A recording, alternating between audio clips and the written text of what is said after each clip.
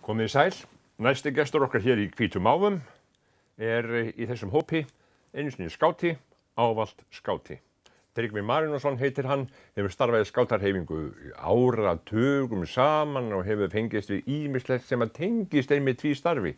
Til að spjalla við hann hérna á eftir.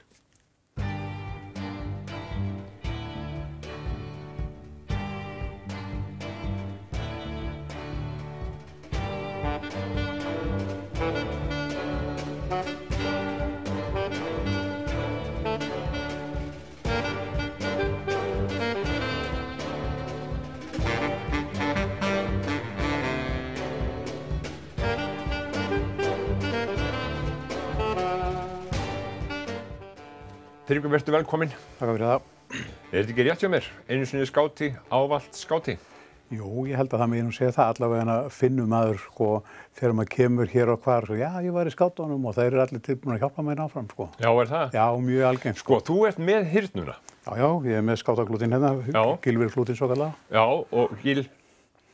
Gylvel, já, það er sem sagt svona, ég veit ekki hvað að segja, það er sem sagt loka þáttur í foringjaþjálfun skátarhreyfinganna. Það er að taka svona Gylfirnámskeið sem er sem sagt prógram sem tekur einhver ár.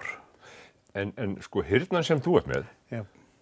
Það eru til í ýmsum litum. Já, þetta er búið að vera gegnum lengst af voru stelpur með bláar hyrnur og strákar með grænar. Svo fór þetta alltaf að breytast og litlu krakkarnir fengu gular og skátarnir strákar og stelpur vínrauðar og svo er þetta núna, þær eru vínrauðar núna með svona borðum, þetta er svona bara alltaf verið að breyta smá í svona. Það er tíska í þessu. Það er tíska í þessu, Já, var það ekki? Jú. Gengur mikið með þetta? Já, alltaf þegar maður er einhver skátastarfi, þá er maður annarkvæmt í skátabúningnum eða að minnstakosti með hyrnuna, Hvernig er skátabúningurinn í dag? Heyrðu, skátabúningurinn allavega í dag, Nú er það? En meginbúningurinn er ljósblá skilta og klútur, sem sagt fjólblá klútur. Tryggvi, ég var einu sinni í skáti. Já. Þá hlýt ég ávallt að vera skáti. Já. Þá vorum við í svona einhvern veginn svona brúnleitum dröppuðum skyrtum. Já, þær voru alveg þangað til 1977 eða eitthvað, nei 75 kannski. Já. Þá voru þessar brúnu hermannaskyrtur með vösum og öllu græjum, Já. En þá eftir það kom, það þótti orðið svolítið svona, þá var nú svona hipparhreyfingin þarna liðin til lok og það var svona áhrif inn í skátarhreyfinguna, menn vildi ekki gangi þessum skyrtum, Já. Þá var farið í svona peysur, þá vorum við bara í peysum. Já. Svo komu skyrtunar aftur þessi ljósbláa og núna eru allavega peysur með og svona, þetta er mjög fjölbreytt í dag. Já. Skátastarf á Akureyri hefur verið í 100 ár. Já, 100 ár, takk fyrir.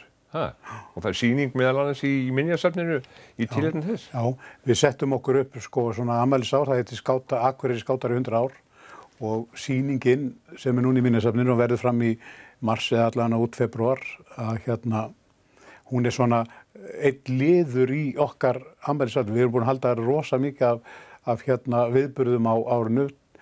Til dæmis kveiktu við í janúar í fyrra eftir 13. eldstaf í Vaðlaheiði, risastóra sem stóð skátari 100 ár. Já. Og það var rosa verkefni og síðan erum við búin að vera með skátamót og við buðum öllum að koma í útilegu upp að Hamra og við erum búin að vera með hóf og gera allt mögulegt. Svo stendur fyrir dyr að loka nikkurinn í þessu hjá okkur afmælisárinu er að gefa út svona einhvers slags blað sem að verður svona stikla og stóri sögu skátanna í bænum. En var það þegar þú ert strákur og þú ferðir skátarhreyfinguna, heldur þetta sé svipað sem að dregur krakka inn eins og það var þá? Ég veit það nú ekki, maður áttar sig nú ekki, ég er nú svo sem ekkert rosalega mikið beint í tengslu við krakka í dag, en þegar ég var að fara í þetta þá, bróðir mér var nú í skátunum, en ég man ekkert eftir að hann hafði endilega verið að draga mig, ég man bara, ég labbaði alltaf fram hjá Gunnarsson þar sem skátunum voru og maður sá stráka þarna í alls kyns leikjum og inn gluggann og það var til þess að ég bankaði upp á því daginn og fór þarna inn, Gerðirðu það bara sjálfur? Já. Og maður bara þegar maður langaði til að byrja hvað er að skeiða þarna inni, þá var ekki svona mikið að vera. En ég veit ekki hvað það er í dag, jú, auðvitað er það örugglega eitthvað bæði af foreldra sem að hafa samband við okkur og vita hvort að krakkarnir geta komið í skátana því að þetta er auðvitað, þetta er mjög fjölbreytt starf. Þú ferð svo mikið út úr þess að vera skáti. Já, nefndu dæmi. Já, þú til dæmis lærir, þetta byggir náttúrulega, þetta er náttúrulega svona skátalög og skátaheit er svona vörður sem þú getur miðað á, sem er svona, við skulum segja, andlegi þátturinn í skátastarfinu. Það er að breyta rétt og vera góður og segja satt og allt þetta. Skátaheitið, er það langt? Já, það er nokkra setningar, já, ég kann það. Að vísu, sko, hef ég ekki lært nýja, það er búið að breyta því. Nú? Já, því var breytt núna á þar síðast skátaþingi. Það er voru hefur ekkert breytt. Nei, en þetta er nú ekki mikið breyting. Nei. En það er smottir í svona. Já. Það var svona, já, mönnum fannst að vera svona kannski full viktorist svona gamla skátaheitið. Já. En ég kann það náttúrulega alveg utan bókar. Já. Og það getur aldrei breyst. Það er líka búið að breyta skátalögunum. Nú? Það er alltaf langt síðan það var gert, 10 ár eða eitthvað. Og það er svona verið að færa þetta í, við skulum segja, nútímarlega orðræmu, sko. Þegar ein grein skátalagana var sem allir skátar eru góðir lagsmenn. Já. Og krakkar vissi ekki hvað lagsmenn héldu, það var eitthvað lagsviðmenn eða eitthvað. Þetta er náttúrulega bara vinur og félag í dag. Já. Allir skátar eru góðir lagsviðmenn. Já, þannig að þetta er svona, nei, þetta breytir nú síðan, sko, byggir náttúrulega skátastarfi á svona fjölbreytti þjálfun. Þú fær líkamlega þjálfun og þú fær þjálfun í útilífi og þú fær þjálfun í forystu. Þú fær þjálfun í að koma fram og þetta er allt sem nýtist þér í lífinu. Þetta er ótrúlegt veganir sem menn fá. Það er til þess margir, ef þú lítur bara á félög eða fyrirtæki, það er ótrúlega margir skátar sem þar í forystu. Þess að þeir fá svo mikla þjálfun í forystu. Já. Þú ert gerður að foringja bara, það fá allir að prófa að vera foringjar. Já. Og þú veist, og sumir ráða við það, sumir ráða ekki við það, en þú fær bara þjálfun. Sko, það voru við litlu strákarnir og svo var sko flokksforingi. Já, þetta byggir á því, sko, það er sem sagt flokksforingi og svo einhver sveitaforingi. Já, og svo einhverjir í stjórn eða deildarforingjar og allt mögulegt, sko. En þetta er sko foringi, það er náttúrulega oft er talað um þetta foringjanafn, sko, í skátunum, en við erum náttúrulega, þetta er raunverulega bara eins og þjálfar í íþróttum. Sko, þetta er ekki að þannig að foringi ráði öllu eða sannið, alls ekki, sko.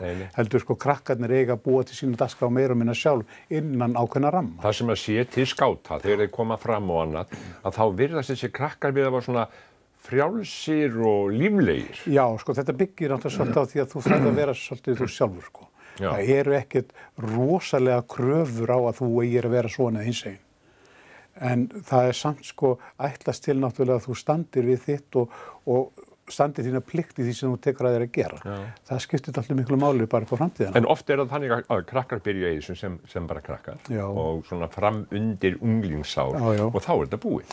Já, það er, sko, þetta er auðvitað, sko, skátahreyfingin er auðvitað, sko, ungmennahreyfing. En hún gæti aldrei gengi ef við hefðum ekki fullt af unglingum sem eru raunverulega sjálfum sér að reka þetta. Já. Og við til dæmis eins og hér á Íslandi höfum verið að færa niður aldur í meira og minna í öllum stjórnunarstöðum eins og hjá landssamböndunum og svona og félögunum. Já. Til þess að færa þetta nær krökkunum, til dæmis eins og skátaþinginu 26 eða 7 ára, sko. Núna í dag, sko. Já, í dag. Sem er algjörlega nýtt, sko. Já, þeir voru náttúrulega alltaf fullorðnir með. Já, og þannig er þetta hjá bandaleginu, það er mjög mikið ungu fólki að vinna þarna inn og við náttúrulega erum að vinna mjög mikið á alþjóða vettvangi og sér bara þetta 5.000 manna skátamót í sumar. Að skátahreyfingin, að skátahreyfingin, að hún, sko, sem sagt, ræður við svona verkefni, þannig að hún er ekki smottir í. Nei, þetta er náttúrulega gríðarlega mikil vinna sem fyrir þetta. Þetta er ekki mörg ár. Jú, þetta er búið að vera mörg ár, sko. Já. Og það er kannski fyrsta máli að fá alþjóðahreyfingar til að treysta svona litlu landi fyrir þessu. Svona risa verkefni, sko. Já. En þetta er ekki fyrsta verkefni sem við höfum takað svona stórt, sko. Nei. Það er kannski ekki svona stór, en alveg frá 75 þá voru við Íslendingar, sko, 1/5 af stjórna djambúri í Noregi, sem alheimsskátamótinu, sko, þar. Já. Og svo er búið að vera fullt af alþjóðlegum og norrænum verkefnum hér á Íslandi, sko, þannig að, og þetta er eitt af því stóra sem skátahreyfingin gerir, að það er það að þjálfa fólk að geta gert allt mögulegt. Já. Fá hugmyndir og koma þeim í framkvæmd. Já. Þú náttúrulega, sko, hefur þá væntanlega farið á skátamót út um allt. Já, ég hef farið það mjög víða. Náttúrulega hér heima og... Já, heima. Ég hef búin að fara á öll landsmót síðan 1966. Þannig að það er... Öll landsmót síðan 66? Já. Og þannig að það er svona... Já, og náttúrulega nokkur mót erlendis líka, þar á meðal djambúri, en núna er þetta rosa vinsælt hjá krökkum að fara á mót erlendis. Það fara allir til Ástralíu, Japan og allt mögulegt. Það er ekki smá vegalengd. Nei, ekki smá vegalengd, sko. En krakkar er alveg tilbúin að leggja þetta á sig. Þetta kostar mikið pening og þau leggja það á sig. Þetta er svo ótrúlega ævintýri. Hver borgar? Krakkarnir. sjálf. Bara sjálf? Já. Vinna fyrir því? Já, vinna fyrir þessu og það er ekki, sko, þau fá ekkert frá skátarhefingunni í þetta, nema bara aðstöðu og hjálp. Núna, þetta mann í hug, sko, Tryggvi, að hérna, þó að ég sé nú ekki til umræðu hérna, að þá varum við sendir, þá fórum við útilegur upp í Fálkafell. Já. Er það ennþá gert? Já, sko, nú er Fálkafell, við erum líka haldið upp á afmæli Fálkafells. Fálkafell er núna 85 ára í ár. Já. Og það er sennilega elsti skáli sem hefur verið í notkun samfleitt í 85 ár. Já. Og hann er búinn að taka, þannig er hann búinn að vera, sko, 10.000 krakka. Lengst af framanna voru það bara strákar sem fóru þarna, en upp úr 1970 þá fóru stelpurnar að fara líka í útilegur þangað. Þær voru með skáli í Valhöll, eða semst í Valaheiði, en á tímabili var hann í svolítið Lammasins, það var að byggja við hann svona, og þá semst fengu stelpurnar að fara líka í Fálkafell, annars var þetta skipt svona. En núna því miður, þá stendur við vorum að, semst að, það búið að vera, sko, það var eitt af afmælis, verkefnunum að taka ákvörðun framtíð Fálkafells, því þar er ámsa kröfur, þar er ekkert vatn inni, þar er vatn í brunni og þar er bara kamar úti og þar er bara eldur sem er bara miðstöð sem krakkarnir kynda sjálf og sumu finnst þetta á mörkunum að geta gengið og það hefur verið umræðið það hvort að ég leggja rafmagn upp yfir og hvort að ég leggja vatnsleiðslu og setja klósett og allt þetta og sú umræðið er í gangi en síðan er núna, voru við bara núna fyrir nokkrum vikum að raunverulega átt okkur á því sem sagt að skálinn er ónýtur. Hann er ónýtur? Hann er ónýtur. Þannig að sko hann er forskalaður eins og kallað er sko og það við sem sagt gerðum út þar til bæra menn til að brjóta forskalana af og skoða undirstöður og annað og það var eiginlega sama hvar þú komst í gegnum þetta að hann er alls þar ónýtur. Þannig að það verður ekki sko byggt ofan á hann, það verður bara að byggja nýjan skál og við ætlum að gera það. Þið ætlið að gera það? Já. Á sama stað? Já.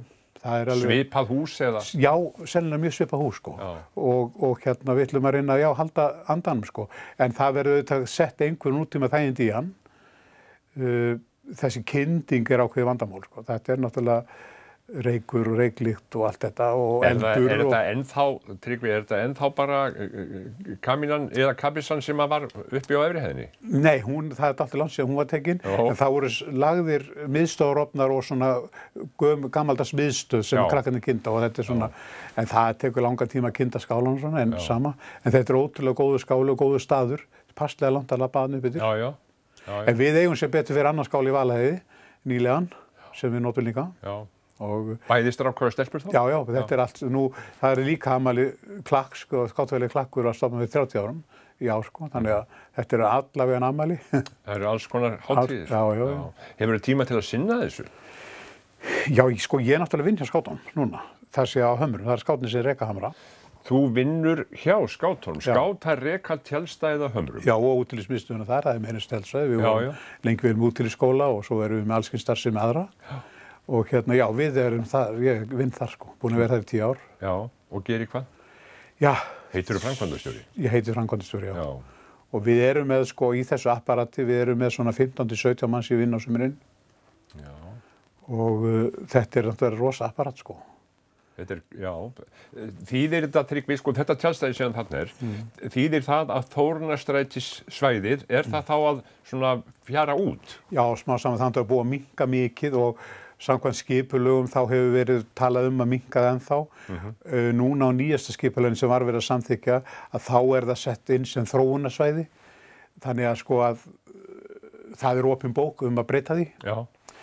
Sko, tjaldstæðið Þórunnarstrættir er allt og lítið. Og það hefur aldrei verið gert sem tjaldsvæði. Þetta er brekka, þetta er raunlega gammalt tún sko. Þetta er mjög erfitt við nútíma hjólhýsi og vagna og dót sko. Já, ég lék mér þarna sem krakki. Já, þannig að þetta er svona, þetta var kallað húsmæðarskóla túnið sko. Já, akkurat. En sko, það árlega minnkar núna fjöldin sem gistur á Þórunnarstrætinu. En eykst á Hömrum. Það eykst á Hömrum, en þrátt fyrir það, þá sér maður á stundum, ég fennur stundum þetta framhjá, að þá er allt full. Já, það er sko, það er alltaf... En það er engin tjaldi nema útlendingar? Nei, það er aldrei í bílum og þetta tekur svo mikið pláss að þó að tjaldsvæði virðist vera fullt, þá er ekkert voruð margt fólk þar, af því að hver tekur svo mikið pláss, sko. Hver er með sko hjólhýsi og fellihýsi? Já, þetta er kannski 50-60 fermetrar sem hver eining fyrir Íslendinga tekur, meðan að útlendingu tekur kannski 10 fermetra allt í allt. Já. Þannig það munar dálítið miklu. Já. En það munar líka dálítið, sko, við erum með, sko, eins og í ár, þá erum við að taka upp á Hömrum 56.000 gistinætur. Nei, semst á tjaldsvæðunum báðum. Á ári? Já, ári, já. 56.000? Og þar að vera, sko, 41-2.000 upp á Hömrum. Og ekki nema 14-15.000 á Þórunnssetinu. Já, en sko, við erum nú að tala saman núna, það vetur, hefur farið að snjóa og svona. Er eitthvað að gera á tjaldsvæðinu eða gistisvæðinu? Já, sko, það eru, sko, núna undanfarið 3 ár að þá hefur sem sagt fólk farið, sérstaklega útlendingar, farið að koma á veturnar. Við erum búin að hafa opið upp á Hömrum í sem sagt alveg raunverulega frá upphafi allt árið. Og það kom alltaf hverjum einasta mánuði.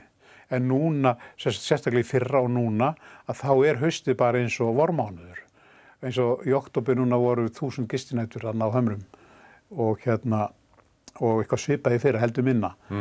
Og við sem sagt vorum með gistinætur í öllum mánuðum í fyrra og til dæmis eins og í desember að þá vorum við með þó nokkuð við stóran topp því að þá náttúrulega frí í skólum erlendis líka og þá fólk að koma í ferðalag og ég var með 11-12 manns á jólanótt í fyrra. Á tjaldsvæðinu? Já, og líka á nýjársnótt. Nei. Þannig þetta sko, þetta hefur giðið áhrif og svo fólk að koma þarna, sumir vilja vera í snjóhúsi eða grafa sig í fönn og sumir vilja vera í tjöldum, aðrir að bíða eftir norðurljósunum og það sumir sem spurja sérstaklega það nú svona þeir sem lengra eru frá að þeir spurja hvenær koma norðurljósin sem okkur, sko, já, maður svona ekkert að hugsa þau kannski beint, sko. En þetta verið svo rosa mikið atriði hjá mörgum. Já, það mjög mikið, sko. Já. En þá fólk, sko, vallaði fólk að gista í tjöldum? Jú. Og vill gista í snjóhúsi? Já. Það bara eins og skátarnir gera. Við erum að gista í tjöldum og snjóhúsum. Þú náttúrulega hefur sofið undir skafli í mörg ár, eða ekki? Jú, alveg hiklaust, sko. En það er dálítið síðan, sko. Það er dálítið síðan. En þetta rosa ævintýri að gera þetta. Já. Og við vorum með hérna skátarnir í mörg ár, svo kallað ísæk, sem sko 5 daga ferð fyrir unglinga á skíðum yfir veturinn.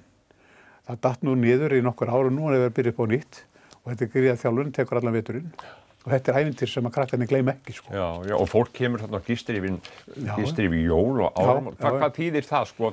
Það er varla margir starfsmenn í gangi. Nei, ég fór nú 3 ára aðfangadagann upp yfir fyrra. Morgunni þurfti að láta moka, það var ófært ég þurfti að koma strákum frá Singapúr suður því þeir áttu að fara í flug á annan jólum og þeir voru ekkert búin að fatta að það væri allt loka á jóladag og það var allt ófært að verða þannig að ég verði að láta moka og komaði mér á patinn svona bara rekka út. En svo kom byrjaði fólk að hringja eitthvað 4-5 aðfangadag og alveg fram eftir kvöldi. Nei. Og eittir þú aðfangadagskvöldi? Ja, ég fór nokkru sinnum hann upp yfir. Og jólanóttinni hann upp? Já, en við erum með svona kerfi á þessu að við gefum þeim kvóta sem geta opnað inn í þjónustuna. Já. Þannig að við þarf ekkert endilega alltaf að fara en svona, ég höfði að sýna þeim hvernig við getum kveikt upp í arninum og svona því að þetta var kósí og það var skrifað í bókina að þetta væri yndislegasta jólakvöldsið 8, þannig einhverjir Ástralir. Já. Sem eru vanir við sólbæði á jólunum. Þeir eru vanir að vera á ströndinni á þessum tíma, sko. Þannig og sko þú sér að fólk að koma frá Ástralíu í vetrarútilegu á alla leið til Íslands. Já. Tryggvi, þú Akureyringur. Já. Og hvaðan ertu úr bænum með sem að segja? Heyrðu, sko, ég á Eyrinni en sko foreldrar mínir, sko, ég eins mikil Eyfirðingur sem hægt að vera, sko, því að foreldrar mínir eru fremst frá Saurbæjarhrepp. Hver eru þau? Það er Sigrún Finnsdóttir frá Ártúni eða frá Skálstöðum og Marinó Tryggvason frá Jórunastöðum. Og þetta bær sem þau voru ekkert að leita langt yfir skammt, sko. Hlið við hlið. Það var bara hlið við hlið. Og þau eru hjón? Já.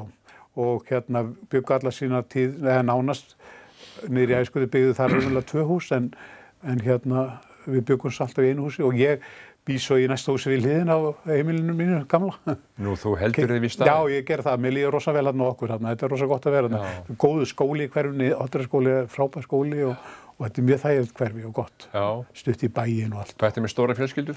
Heyrðu, við erum nú bara 2 núna, sko. Já. En við áttum 3 stráka og þeir eru allir farnir í burtu. Einn er í Hafnarfirði og annar í Garðabæ og 3 í Brussel. Hvað gera þessi strákar? Heyrðu, sá elsti, hann er aðstofforstjóri hjá Kviku, bankanum fjárfestingabanka. Já. Og sá í miðjunni vinnur hjá Þróunarsamvinnustofnun Evrópu í Brussel. Og sá yngsti aftur á móti hjá 365 miðlum hjá Vísi. punktur is. Þetta allt sem hann menntaði strákar, Já, já. duglegir strákar. Mjög rosaduglegir og hérna... Voru skátar? Eru skátar? Já, voru skátar, þeir hafa ekki starfað mikið eftir fullu. Elsti hann hefur verið svona aðeins svona viðlóðandi, en hérna hinn ekki. Kona þín, hún skáti? Já, já. Hún kom hingað í menntaskólan og var í skátunum hérna og hérna við náðum saman þar. Hvað heitir hún? Hún heitir Guðrún Ásta Guðjónsdóttir og er úr Hveragerði. Já. Svo fluttum við nú í Hveragerði smá tíma þegar ég var í Garðyrkjuskólanum. Heyrðu, þú fórst í það líka, sko.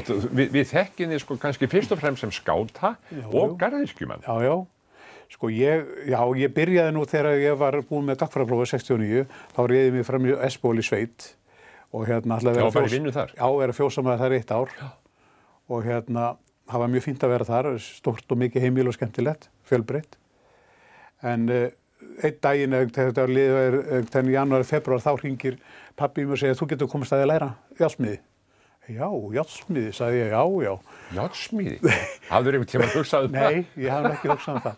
En málið var það, sko, á þessum tíma, það var náttúrulega hafís og það var atvinnuleysi hjá ungu fólki og það var ekkert auðan garð að gera sig. Og ég fór hann í viðtalnir á Atla, hjá Vélsmiðjunni Atla. Þar voru þeir Alfred Möller og Eggert Stefánsson. Engir smákallar? Engir smákallar og hérna, ég var bara ráðinn. Og við vorum sko hvorki meirinn minn 8 sem byrjuðum sama daginn 1. apríl 1970. 8 nýnemar? 8 lærlingar. Já. Það var ekki smáttir sko. Og klárar þetta? Já, ég vann í þessu í 7-8 ár. Og hvernig líkaði það? Það var fínt sko, þetta var fjölbreytt, við vorum að vinna út allt. Við vinna á Siglufirði og út í Fljótum í virkjunu, Laxárvirkjunu, í Kísiliðinu og alla trissur og náttúrulega í togarunum, hérna alltaf. Þannig að hérna það voru gufutogarnir. Sko ég er ketil og plötsmiður. Það var sko, þetta síðasta prófi sem var tekið í ketilsmiði. Við lærðum á gufukallana. Já. Og það var mjög spennandi. Síðan fór ég í Garðyrkjuskólann þegar ég var 26 ára og fór að vinna það hérna í Kjarnaskógi aðalega, eða í 10 ár í Kjarnaskógi. Í Garðyrkju? Já, var þar með ræktunarstöðinni, vestur í ræktunarstöðinni að rækta plöntur. Síðan fór ég til Akureyrarbæjar og var aðstofamaður hjá Árna Steineri í Garðyrkjunni á Akureyrarbæjar. Að búa til trefilinn? Já, búa til græna trefilinn og fleira. Og síðan fór hann á þing og þá tók ég við hans störfum. Svo var þetta nú Garðyrkjan sem slík, umhverfisdeildin sem þá hét, lögð niður. Og þá stofnum framkvæmdamiðstöðbæjarins sem var saminu gatnagerðin og þá tók ég við því apparati, þarna upp frá, upp á Rangárvöllum og það var nú svona dálítið mikið mál að stjórna bæði gatnagerðin og Garðyrkjunni. En þannig að hérna, ég var þar dálítið nokkur ár og síðan voru við svolítið að hugsa um að flytja suður og mér bauð staða hjá Landbúnaðarháskólanum og Garðyrkjuskólanum sem garðyrkjustjóri þar. Og ég réði mig þangað og var þar ekki nema reyndar í 2 ár. Svo á Hvanneyri? Svo á Hvanneyri og kenndi í Hveragerði líka í Garðyrkjuskólanum. Já. Og hérna, keyrði nú á milli þetta, það hitti þannig að kona fekk vinnu hérna í verkmenntaskólanum á þeim tíma. Og þannig við ákváðum að vera ekkert að fara að flytja suður. Og hérna, ég kom bara norðart og þá fór ég að vinna, þá losnaði staða upp á Hömrum og þá fór ég að vinna í því sko. Við að byggja þetta upp? Þetta var nú ekkert eins og þetta lítur út í dag, það var ekki þannig þá? Nei, sko þegar við tökum við þessu þá var ekki eitt. Jú, það voru tré kringum efri bæinn, en þá búið, sá sem bjóð þar, kannast nú við hann hafði ræktað alltaf trjám þarna kringum bæinn, sem eru þar ennþá. En aftur á móti var hitt hrossabeit og tiltölulega sumir hluti jarðanna frekar illa farin. En við erum semst búin ég fór nú að læra skógrækt líka hjá Landbúnaðarháskólanum og hef nýtt þessa garðyrkjukunnáttu og skógræktarkunnáttu til þess að byggja upp þarna skóg sem orðinn, þú fattar ekki að þú sett ekki að koma, þú heldur sett inn í Kjarnaskógi sko. Já. Þeir eru stór auðsvæði til þess að tjalda á, en skipulagið gerir hugsa þannig að þú sett svona meira og minna lokaðir inn á hverju flöt. Þannig að þetta svona skjólgott. Svo náttúrulega komið svona leiksvæði. Já, allt mögulegt sko, þetta rosalega eins og í sumar þegar mest var, þá var þetta eins og við tjarnirnar, við byggum til 3 tjarnir hérna. Og þá var þetta bara eins og við baðströnd sko. Það var bara múfur og margmenni þarna. Það var hitt á sama tíma og við vorum með alþjóðamótið þarna. Það var ansi margir á Hömrum. Já. Við getum tekið rosa margar sko. Og það var hugmyndin, það þótti nú mörgum þegar við vorum að byrja á þessu dalti vel í lagt að taka svona stórt svæði undir, sko. Og þú veist, og við þurftum, skátarnir höfðu alveg frumkvæðið þessu öllu saman. Og við þurftum svolítið að berjast fyrir því að fá svona stórt svæði undir þetta, sko. En sko það sýnist við þurftum núna í eina nótt í sumar að loka, gátum ekki tekið fleiri. Þurftu að loka? Já. Og hvað eru þá margir komnir? Já, það vitum við ekki. Við teljum bara gistinætur ekki fjölda og það er svolítið erfitt. Jú, þetta er, sko, við getum tekið svona 3-4.000 manns. Það er svona mikið? Já. En sko það var ekki svo margt þarna því að sko við höfðum ekki mannskap þegar koma svo margir einu að þá raða menn sér allavega upp og það nýtist ekkit vel svæðið, sko. Þú ferð ekkit að stjórna því? Nei, ekki, sko við reynum stundum, sko, sérstaklega biðja fólk að fara með bílan út á bílastæði og svona, en nei, við reynum að leyfa fólki bara að hafa það eins og vill og dagstaglega er það allt í lagi, sko. Já. En þarna var þetta þannig og það var meira og minna fullt, það var fullt í Eyjafirði, sko. Tryggvi, það er vetur, þú færð gesti á tjaldsvæðið þetta vetri, er búið að panta eitthvað fyrir jólin? Nei, það var nú engi afstand fyrir jólin, en það byrjaði að panta alltaf vel fyrir næsta sumar. Já. Þannig að og það er náttúrulega aðal útlendingar, Íslendingar ekki að panta, sko. Nei, við komum bara. Já, við komum bara, enda er þetta hugsað þannig að þú getur alltaf komið, við segjum það er alltaf opið, það er alltaf pláss. Gott að enda þetta og þessu, það eru alltaf opið, alltaf pláss, einu sinni skáti, ávallt skáti. Tryggvi Marinósson, takk fyrir. Takk sömuleiðis. Ég gleymdi nefnilega myndavélni, annars hefði ég tekið mynda. Já, allt er fína.